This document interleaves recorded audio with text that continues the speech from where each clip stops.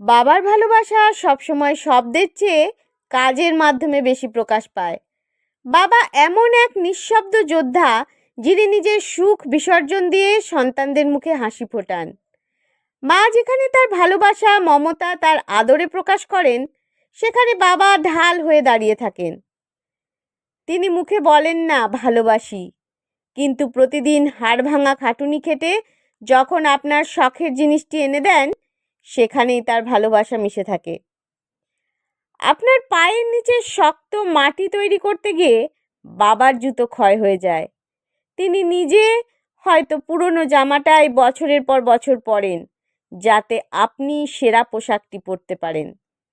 এই ত্যাগই হলো তার ভালোবাসার ভাষা।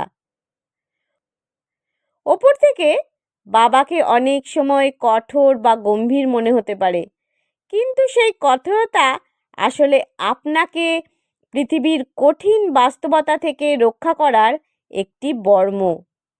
ভেতরে তিনি আপনার জন্য কতটা আবেগপ্রবণ তা তার নীরব চোখের কোণে তাকালেই বোঝা যায়। জীবনের সবচেয়ে কঠিন সময়ে যখন সবাই হাত ছেড়ে দেয়, তখন দেখবেন পেছনের ছায়াটির মতন একজন মানুষ নীরবে দাঁড়িয়ে আছেন। তিনি বাবা। তিনি হয়তো সান্ত্বনার লম্বা বক্তৃতা দেবেন না, কিন্তু তার পাশে থাকাটাই আপনাকে লড়াই করার শক্তি দেবে। ভালোবাসা অনুভব করতে হয় তার ঘাম আর ত্যাগের প্রতিটি বিন্দুতে।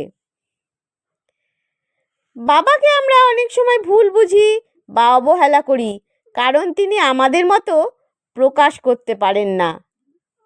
কিন্তু মনে রাখবেন, তিনি যখন আপনার ভবিষ্যৎ নিয়ে চিন্তিত থাকেন বা আপনাকে শাসন করেন, সেটাই তার আই লাভ ইউ বলার ধরন।